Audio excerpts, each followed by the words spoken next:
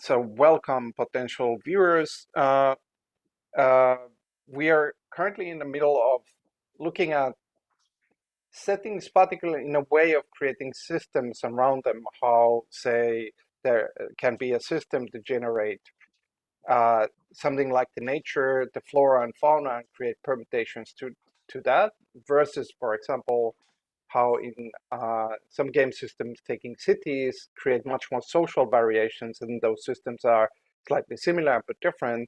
And in addition, we have gone through like looking at a system that takes on the quality and behaviors of an office, um, and how those are turned into game systems. And this has led to a couple of questions. One was from Jeremy, which was a good one, is how could these systems be brought together or function in a cohesive fashion, which personally I think is quite possible and even fertile to pursue. But now we are at a question also from Jeremy, which is like that this all of this presence of systems opens up the question of the role, and particularly are the roles tied to particularities like a role in a particular company or a particular system, or can we also imagine roles that go beyond those and connect between systems? And that's where you're dropping in. And for that, to take an example of a particular thing that we can now, I think validly, but at least unusually think of as a system or a setting, and that would be the nation. Now, I've at one point several years ago, I had to make a kind of game-like analysis of nation structures because there was this project, underground project called D Nation, which was to build a distributive nation. Um, and and I like analyzing out these structures. I found actually several interesting things, and I think underused things as well, like that are present even in our current nations, um, that have actually more potential than what is given to them or what is considered for them currently. And this is like if precisely coming to your question of the role and kind of how do you have this sort of multiple layers of roles, that some roles move between systems and some roles are particular to systems themselves, like context specific. So if we now think of the citizen as a role that is actually present in, say, if you're in a nation X and you're in a company Y, your citizenship is still present in that company.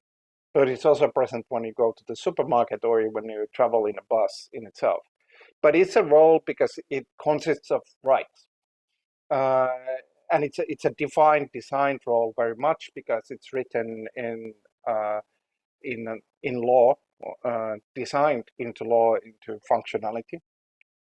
And but it, uh, but it also kind of functions. The citizenship functions as very much this sort of general uh, role as it's designed. That it has this sort of basic parameters that want to be thematized for the whole system, like whether it's the freedom of speech or, uh, but also like things like basic workers' rights could be there, and that you get just being citizen. And and then when you go to say a company, you might get certain rights because you're the, I don't know, the uh, graphic designer or the uh, programmer or whatever in the company itself. Um, that as a graphic designer, when there is graphic design to be done, it might not even be a hard rule, but it still functions in the manner that you probably get it on your desk and you create the the drafts for it, but then maybe that goes to other people to actually kind of say an okay to it in itself, which is rights in the context of that company.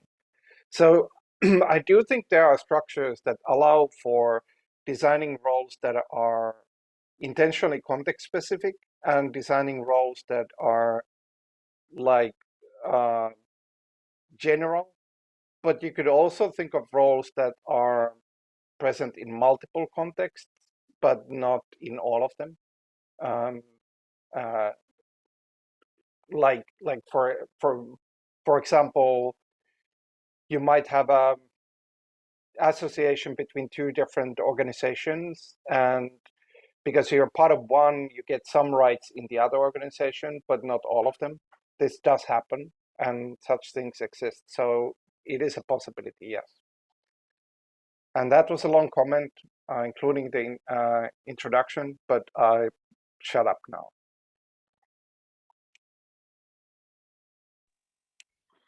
What this reminds me of is the relationship between the sort of like bounded triple between the commons, the market, and the state being relatively separate systems that some overlap would happen, but sort of having there being some form of like meta stability as they sort of balance each other out, because no individual system would necessarily be able of like total domination. But that's maybe a tangent. Anybody else?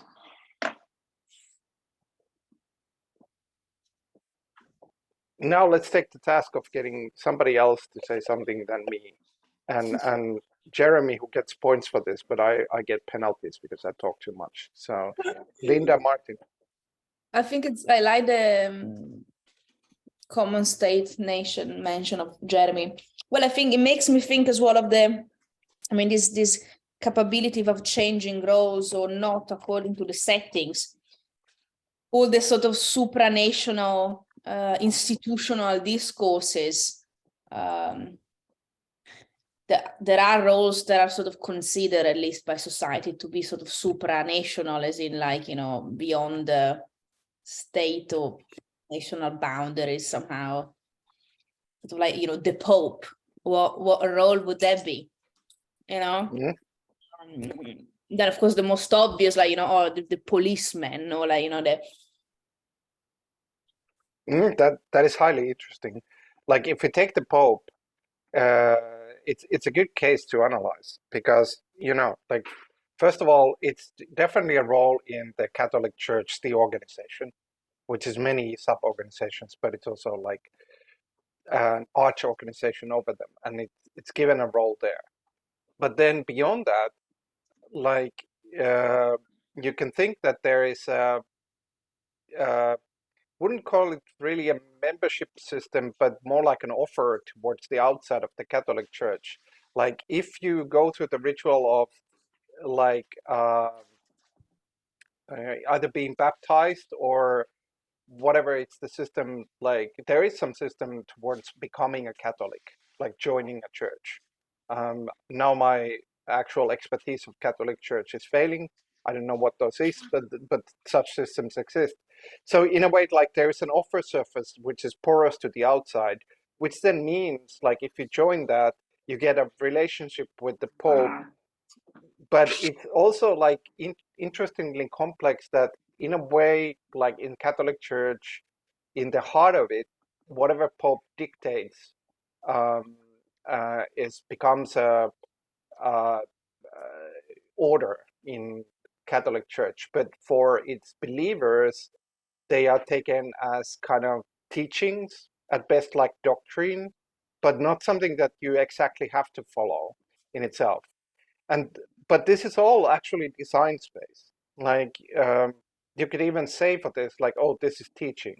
So it's like for you to like consider strongly, but it's not an order. And that's a definition of the function of that. So actually, even that Pope itself is revealing a very interesting, kind of complex, but also, especially if you start to include this approaches that are particularly present in role-playing games, which is like rules can be interpretational, which is a big thing because it actually makes things way more simpler. Like in a way, this doctrine is an interpretation of rule and expressing like, oh, this is a teaching, consider it, but it's up to you to decide it is kind of simple to say. But it's only simple because it's put in this interpretational form that it's not set exactly what happens. And if you would try to set it exactly, it probably wouldn't work. Totally, and it's the interpret as well, you know, following the God word or something, like it's so interpretational. So if you think about it as well across religions, like there have been terrible things historically done in the name of God, because people have interpreted a book in ways that are so arbitrary, and you can do the same with rules somehow. Yeah.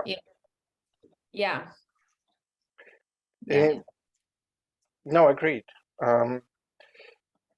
I will actually highlight here another point I wanted to throw onto the table, because I think it's kind of relevant also here, is like, I thought, like, because there were some questions left or points, I think Pablo made one, that one of the interesting ways of taking this high level overview we had towards settings, and people seem to think that it's fertile and wanted to pursue it further. And one of the proposals was kind of like find the ways to kind of build them. And one of my possible directions is, what if one takes a test case, a kind of a play test case of making an organization using tools from settings side of things. That is, like, you're making an organization, but your tools are this sort of, like this permutation systems from games, for whatever context they are in, city, nature, but also these kind of systems. Like, what kind of organizational design that is. Because I think it is able to cover a lot, maybe even all that you would think in terms of organization itself, but then it opens interesting directions. It's like, what if the organization makes a fictional forest, but you can enter it because there are rules to play it, and it's part of the organization. Yeah, and then what are the affordances of that setting on the moves that are available, right? Exactly. Like, what kind of directions and possibilities does that open? So it seems like an interesting, like, exercise, the informative exercise that probably would reveal qualities that are under considered in terms of organizations. Like for example, like having fictional parts or fictional in quotation marks in the organization, like that we create this sort of forest, and the way to visit is to enter to a game. But it's kind of a real visit because the game is a real process, and that can even lead to something, even whatever proposals, whatever. But so that's a design space that definitely exists, but is really not utilized. But like, that's something that could be understood better if one would, for example, explore such a exercise.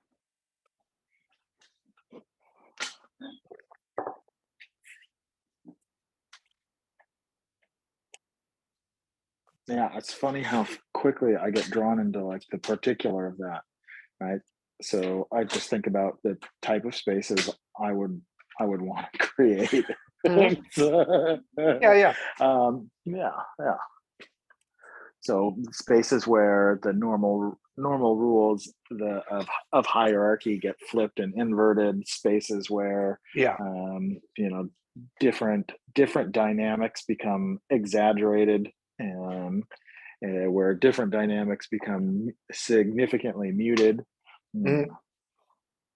Precisely, yeah. And the interesting possibility is, like, you could visit this other space, say, where things are inverted in the same space. Like, you could put that in, like, install it in the cafe, which is normally these rules, but now it's this. So you have almost like this sort of meta rooms upon the room, which you could plug into a room, or somewhere else than a room, but just to kind of highlight that as a kind of different conception of what even physical space is. Or a person, because you can think of the roles as well as kind of plug-inable to person. Like, I have this plugin that I'm the question maker, and I can use it whenever I want, or 3 times a day, like putting different game rules, just this possibility. And now I'm using one of my questionnaire roles of making everybody to think at least 1 minute of this question because I have that role. Yeah, sick. It's a really And I interesting just, design space. yeah, and I just think about like what the opportunities. I'm sort of enamored with the cooldown on like OP skills. That seems really fun. And also there's something about rage quitting that jumps out as particularly interesting as well. Like, all right, so we're playing this game, and then what happens when somebody in the play space goes, wait a minute, this is not going the way that I want to, or I intended, or what is normal. I find myself suddenly at significant disadvantage, like, and what that reveals, like suddenly in the instance of like them shattering the play space, like Yeah, and the consequences attached to that. yeah, and it's actually a good, even practical example, because rage quitting is one of these forms that definitely came from games, particularly video games. It's like people rage quitting in the middle of Dota game or whatever. But then there are certain DAO structures that have a rage quitting function.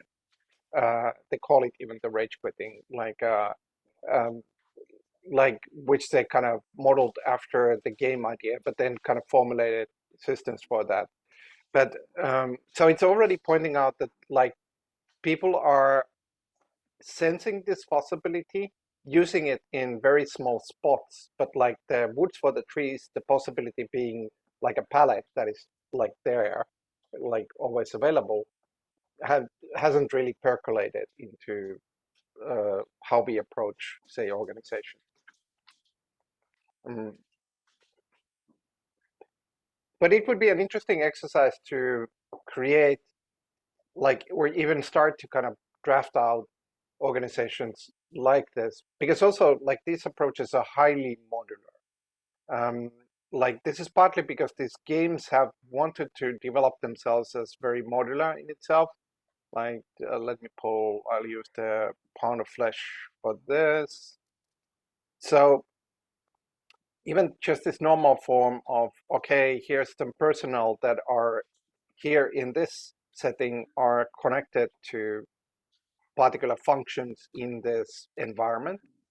Um, and they are kind of written in a manner that functions, but they can also be thought as modular, that you could replace and put them somewhere else. But similarly, so like certain area could be picked and put into somewhere else. There's a club, the club could be somewhere else. There's items or equipment, they could be somewhere else. So like all of these mechanisms have like inherent friendliness to modularity. So creating an organization in this manner could be like, okay, I just created like an imaginary forest that could be plugged into organizations.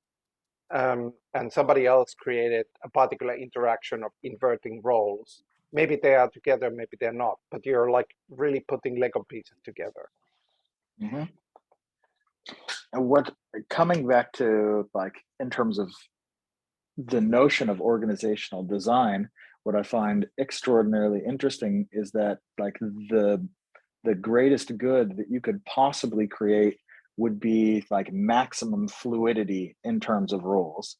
So sort of forcing people to inhabit a lot of different types of archetypes, a lot of different types of sort of orientations, and ensuring that like just the common notion that like everybody leads sometime and nobody leads all of the time.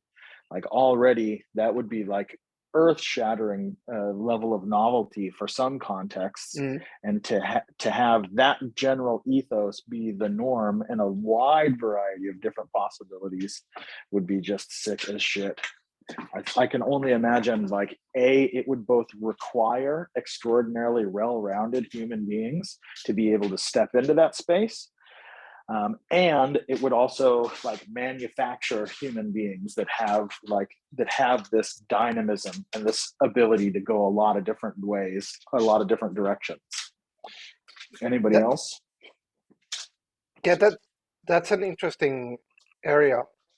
I'll be short this because I want to get others to speak, but like that in itself is a very interesting kind of worms, this sort of fluidity of roles, is because like with like introducing game rules, you can contour that fluidity. Like, you know, the earlier example of 3 times questionnaire is a game rule to almost like create channels for the fluidity itself. Of course, you can open it like as open as you want, but you can also like set certain like limitations to it. But I do agree with you, like that in a normal social ecosystem, there should be changes and alterations of roles in order to actually get a better sense of the social presence. Like if you come in and you're always in the same roles, it creates a rather limited sense of what is actually socially available, what is the group capable of. Much of that stays blind. But if you would have this sort of fluidity, you would have a much more encompassed picture of like different possibilities in people. And you would also get a sense that, hey, this particular configuration of roles seems to produce this kind of directions. And you could kind of save that. You could save the configuration in a way. So there is a kind of like, I agree with the kind of direction you're going and the kind of sense of it, sense of using such a direction.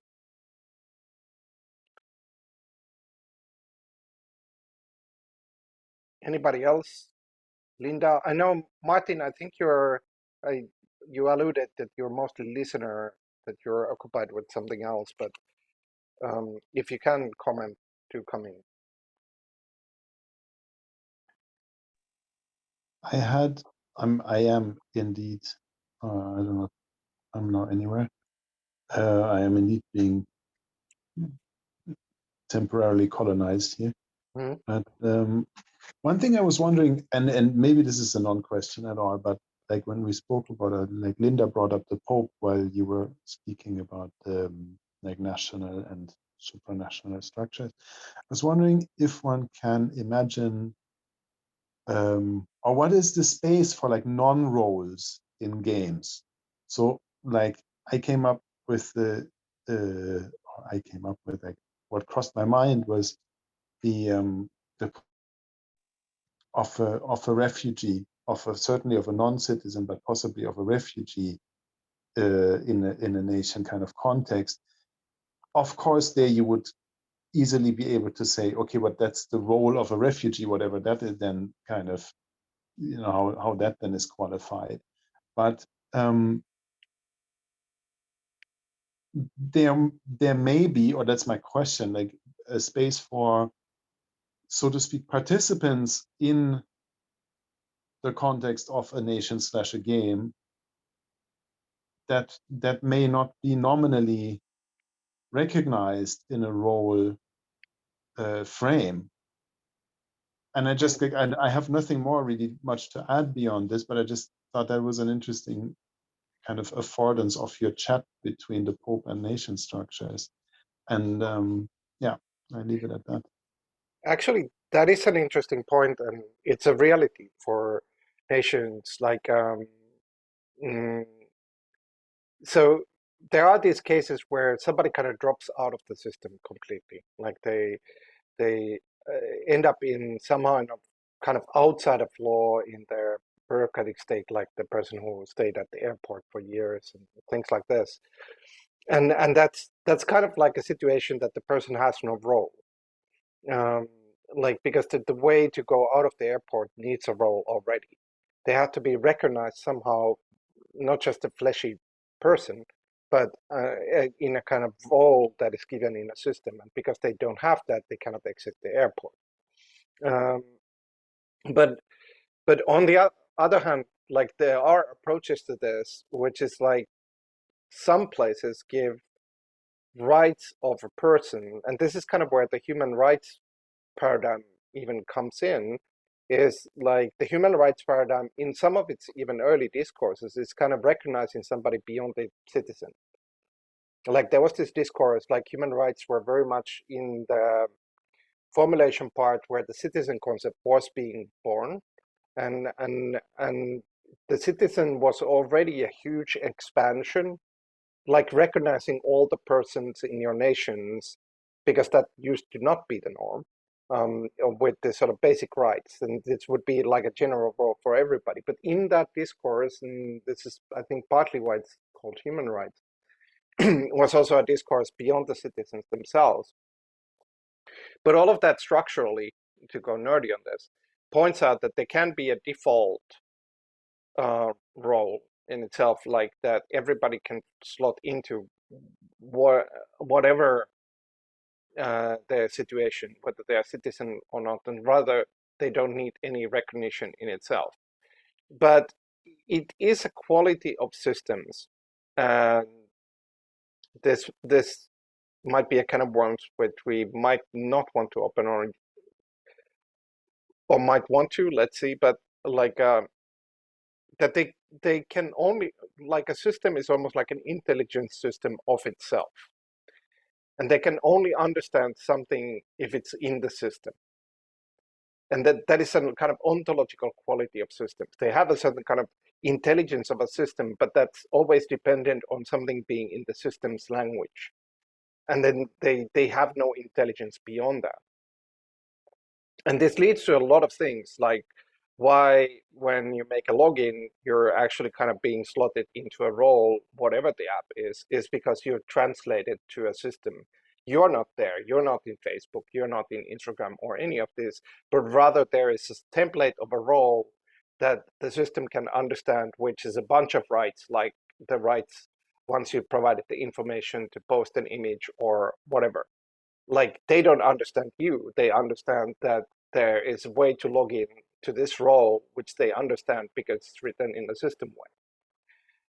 And this quality affects a lot, not just software, but nations, because it's an ontological quality of systems themselves. And it's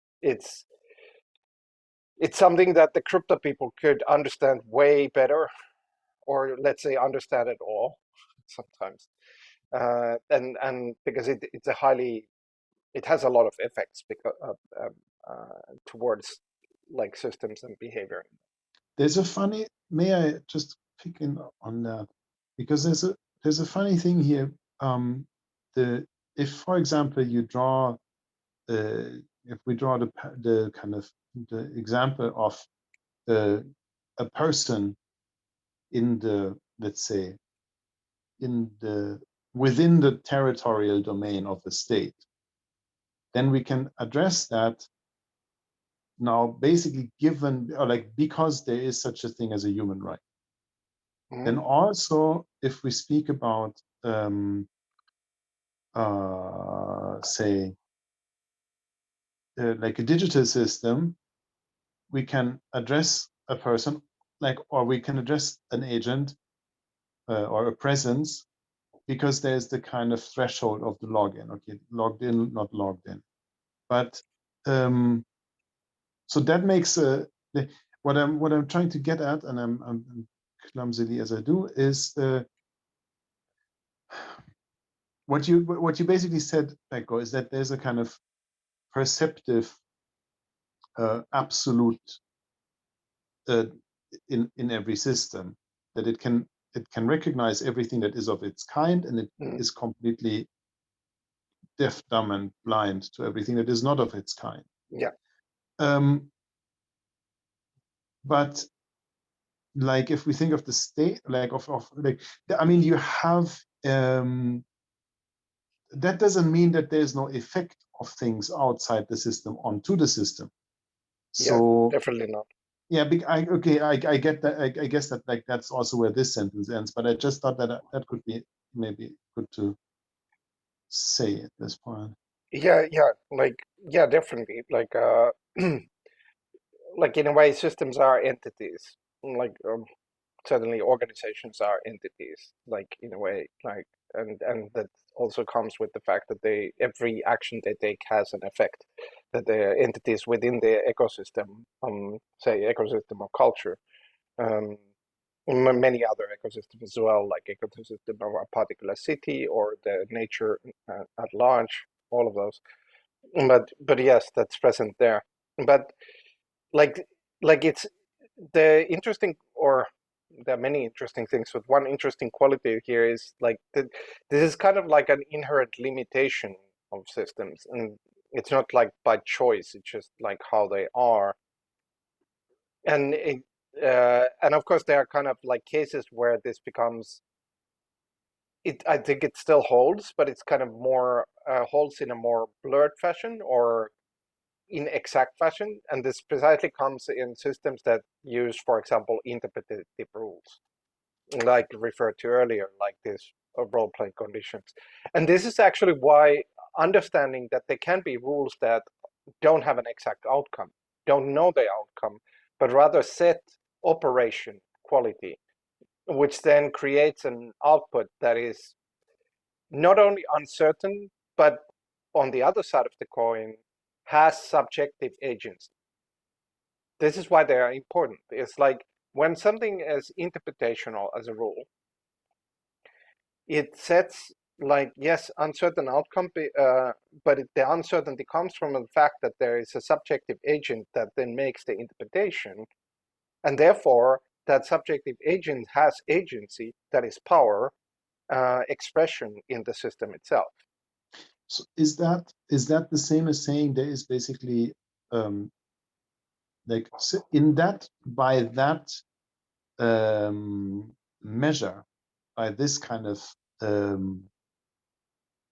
by applying what you just said into a system, there is a kind of capacity in which a system is able to respond or to be made responsive by that person who's doing the interpretation of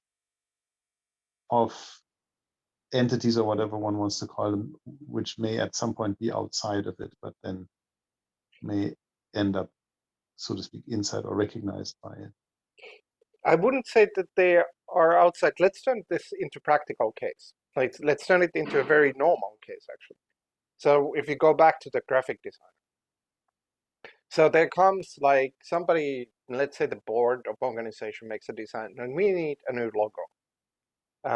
This is still, although yeah, we could dive into that, but let's just take that as a starting point. And now they have a graphic designer, and they get on the table like, we need a new logo, and there might be some words, it has to be more modern, whatever, but that does not contain the logo.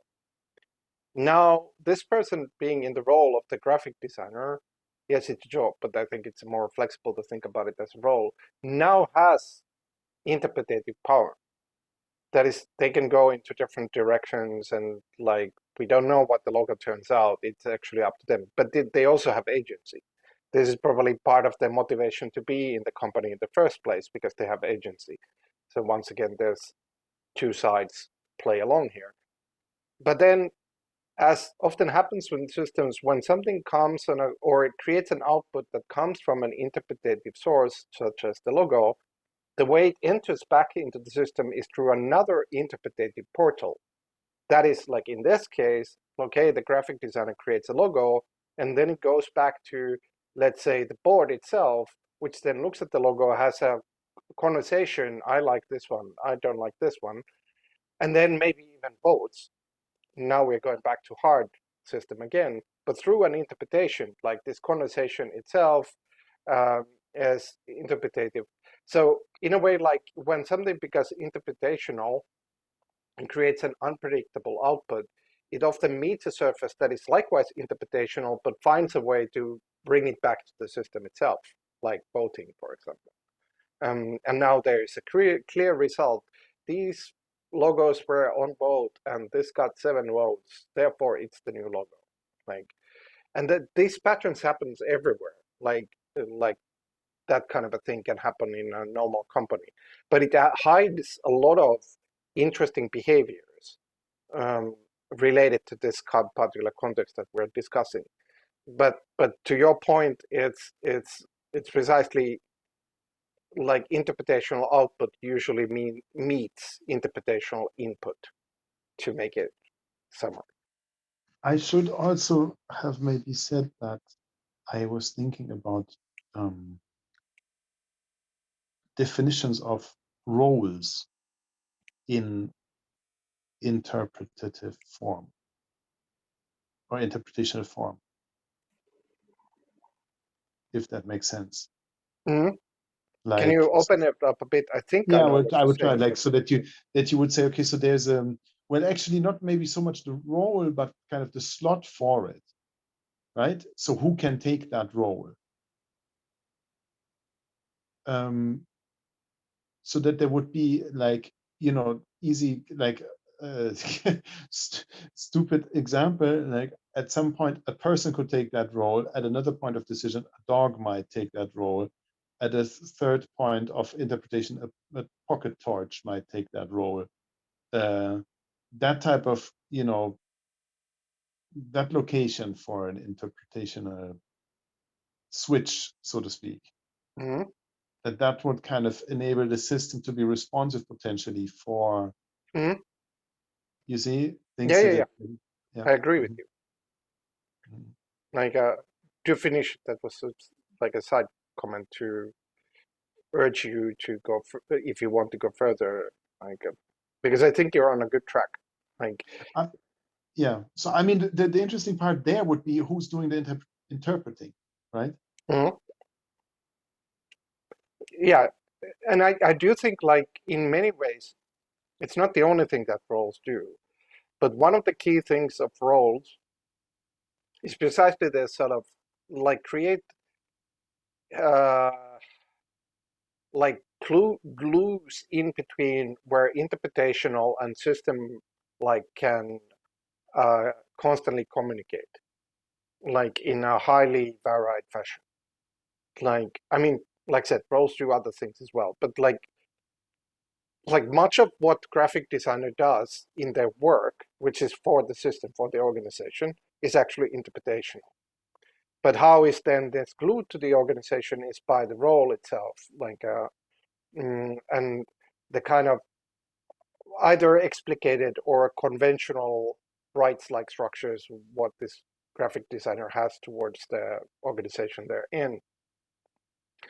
And so, like like roles do multiple things at that point. They both kind of create this possibility of beings that are dependent on having interpretational power, but like also expressive power, which is kind of the same thing in here, um, and how they can operate with the system itself, but also, like, then allow for this way of bringing them back to the system. Like, graphic designer can create a new logo, and then it goes to voting, uh, like, if needed, for the board itself. Like, is one example of this. But then it kind of needs that role to create this sort of interaction between the uncertain, unpredictable interpretational and the more system-based.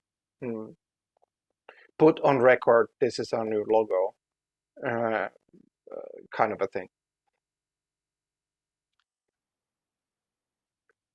Another example would be like the board meeting itself. Like, let's say the comments in the board meeting are highly interpretational, but then they're put in a system of, oh, okay, now we really want to address our system. Okay, turn that into proposal, which is black and white text of what is the new rule, for example, or modification to a rule. Let's put it on a vote. And if it goes through, still very mechanical, then it's incorporated, say, in the basic rules for the company. So that's another interface. And of course, in a board meeting, the persons who are there don't have only the role of, like, they might have an organizational role at large, but in the board meeting, they also have roles from the board meeting itself. Like, there are, say, members in a board meeting, which is extra role and extra rights from that. Like, for example, they can comment on the board meeting. So they're wearing multiple hats.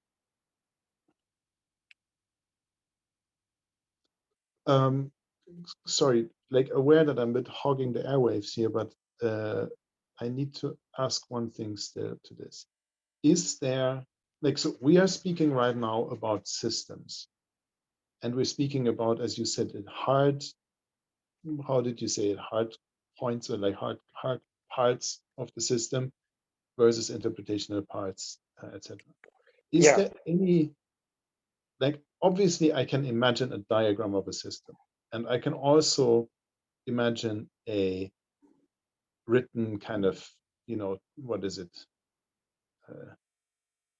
TOC, like, terms and conditions type of thing. I can, yes, but is there any moment in a, at least in a human organization, that any part of the system would not be interpretational? And then follow-up question, is it only in computerized contexts that the quality of being interpretational is kind of lost, or at least for the moment temporarily lost, before we go into AI stuff? Well, before answering this, because Linda has to leave, Yeah. I'll give her either goodbye or if you want to say something, or either or. Like, Yeah, no, I think there's lots of juice here. This idea of having flexible roles, who determines and interprets them, who sets those parameters, if any. I think it would be the base of any organization we would develop, which is very much against how society is instituted, really, with these very rigid roles. Whereas we should definitely go through exploring more this idea of flexible roles, changeable structures, and also questioning who institutes them in the first place and interprets them. I think that's yeah, and on that, like one maybe summarizing point, because you're leaving, just to give this like it would be an interesting exercise to look at this precisely, like, let's say, the creation of organization, maybe in this sort of whimsical playable organization as a game manner, but nevertheless creation of an organization, really like creation of a setting. Like, like we could say, oh, we created the card deck, and the card deck is functional by itself, but it's also part of the organization. And then you can think, oh, I propose a rule that the card deck is given to everybody who joins the organization. Or I propose a rule where it's put on the middle of a table of a central place.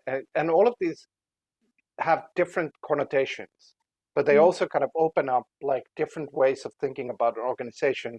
And this is very much setting like in its approach. Like, so the setting as a paradigm opens up this, like, not just like, is it about a card system or Excel system, but actually how do these different systems join together?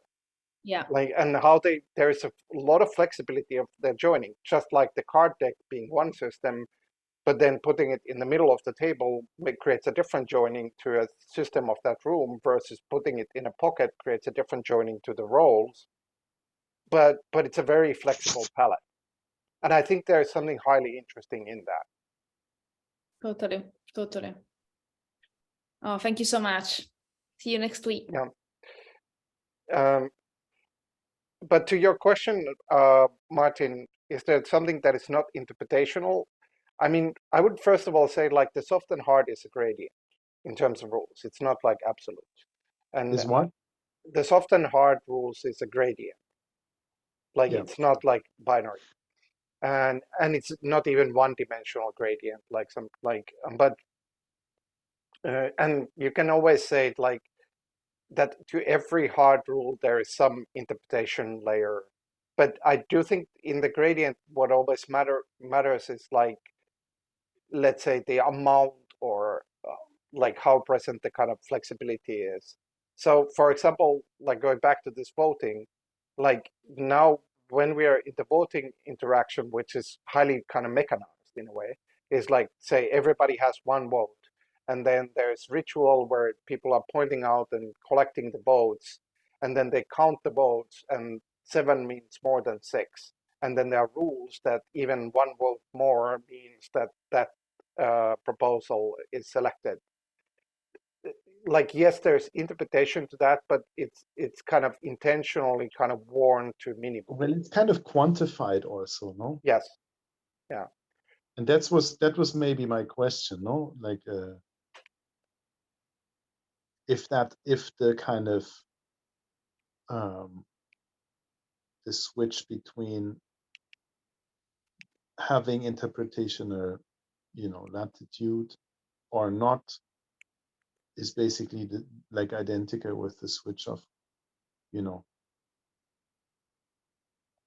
acting dialogically or acting numerically. No, it's not only that. Like, we could take an example, say, from football, to take practical examples, like some of the rules of, say, offside, or even from hockey, because hockey has these clear lines towards offside. Is like there is this certain clarity if however the rule goes. I'm trying to remember, if the player crosses the blue line before the puck, then it's offside.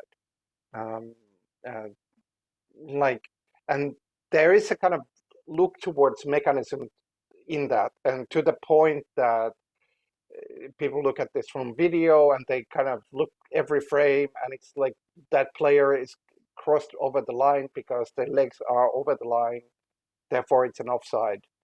Uh, so it's not only quantification, it's looking at the sort of qualities that can be kind of made objective or objective like, because nothing is purely objective, yes, but still like having as much of it as possible. So it happens in other qualities than numeric as well.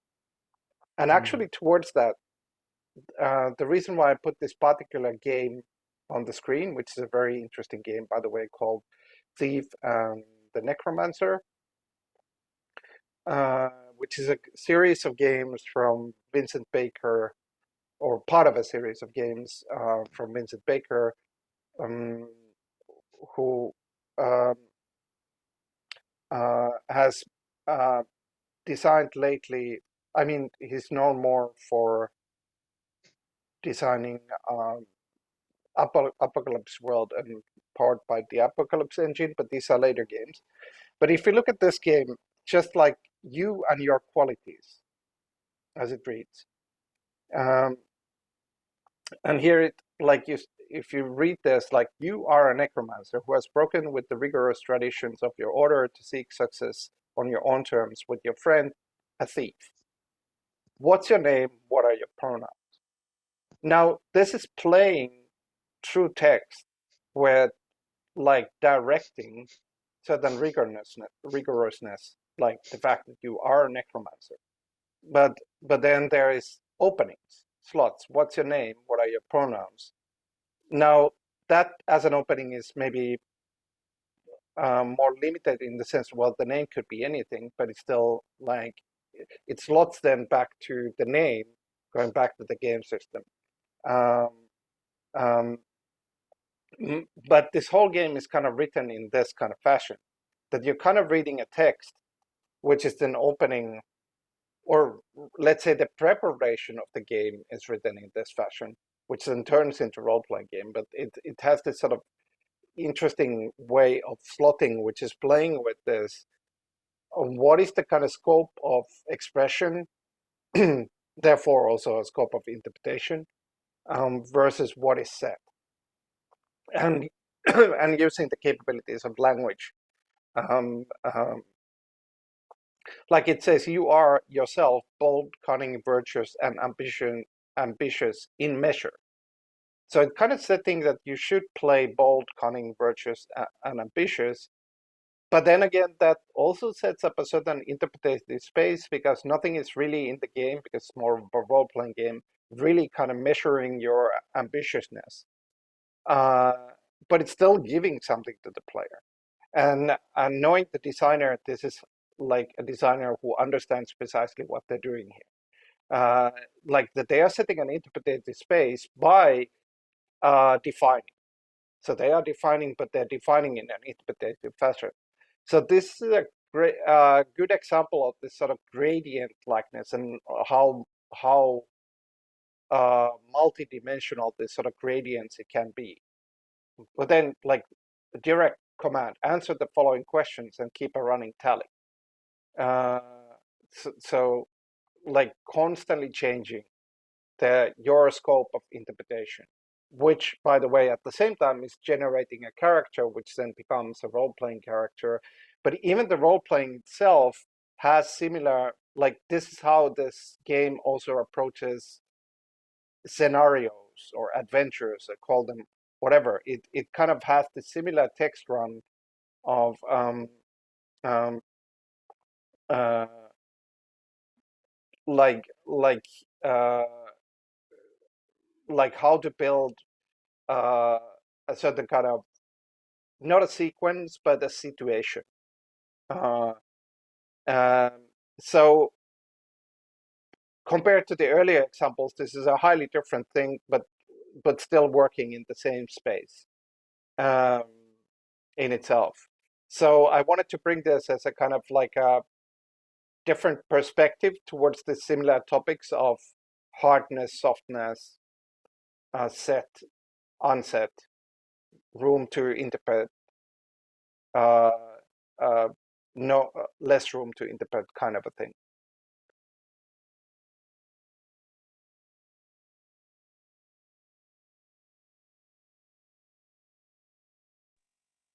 I think I was thinking also about a very particular kind of type or kind of organization, Mm. like a kind of, you know, like a working together type of situation where many things are, even if you kind of maybe formalize them, express them in a formal manner, like they would be treated differently than, or probably differently than across less less closely connected interfaces or something like that. Yeah. Do you have an example of the Well, kind of? I really kind of like thinking to work together with, you know, certain people who I've been working together with, or so, like, you know, you do set rules, but there's like, you know, any amount of leniency this way or another. Whereas if you cooperate with a contract partner who you haven't, you know, you have no prehistory with or so, and then I guess the wiggling the what's it called, wiggling space is then more narrow and the interaction more tightly bound to a shared rule set or something like that. But sorry, and like a completely different thing. I will need to go because I have some teenagers to collect. Yeah, I think anyway, because we are now this sort of smaller session, I think we can also move toward a kind of a summary in itself. Like I think actually that topic you just opened could have been could be a whole kind of worms, like how to set like certain things, like also like in traditional organizations, like how setting principles works as a highly interpretational, yet at the same time coordinating and defining fashion. You know, like because principles as expressions are like kind of have to be interpreted. Um, uh, and like how these kind of different approaches could be used. But I do think like yeah, that could be a kind of worms, maybe something to open at some point, but probably too long to open now. Like how could we kind of like not just in the kind of situation you described, but situations generally, like define with a much wider palette, like what is our collaboration, for example. And I do think that does exist. But to summarize from there, like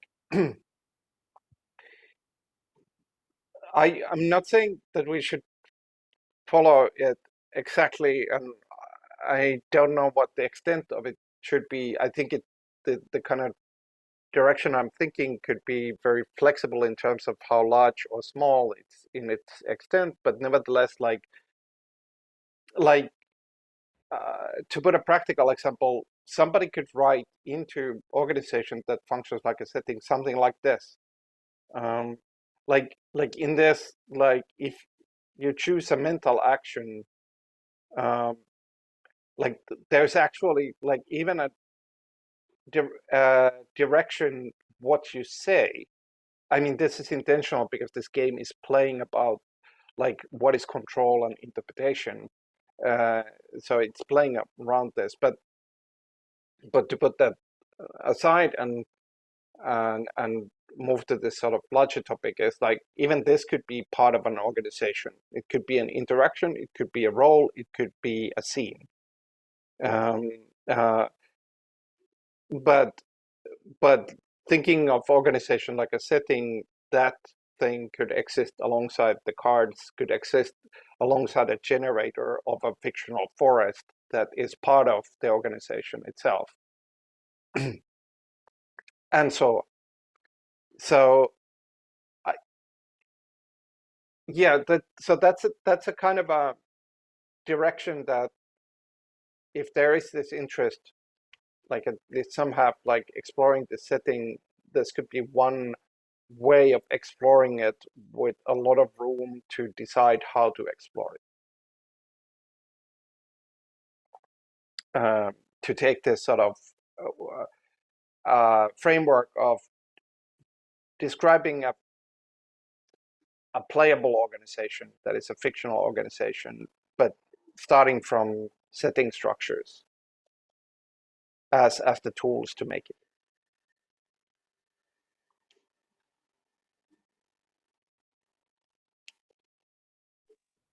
I will gladly hear more about this. I think I missed a part of your way into the idea of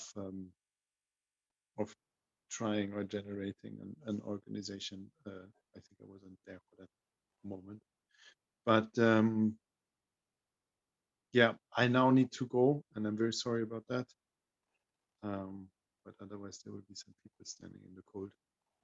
Yeah, that's okay. In like, I think we're kind of anyway nearing towards closure for this small session in itself. Like, but I do think like it's forming towards like a potential exploration of this settings as a topic. Um, we'll see what we'll do with that later. But since Martin is going, Jeremy, are you still there towards the closure? I'm I'm I think we're well on time. That is even over our 1.5 hours normal. Um, so I think we'll set the ending here, and Martin will be the card of our ending, given his preparation to go outside. This is the visual that we'll use for our ending. I apologize so much for this abruptness, but No, you don't need to. You're providing. All right. No, I'm using the image not like in a very positive fashion because I think we're at the end. So I will actually stop the recording here, and your image is like the end image, and I'll give it as a tarot card for people. Okay. All right. So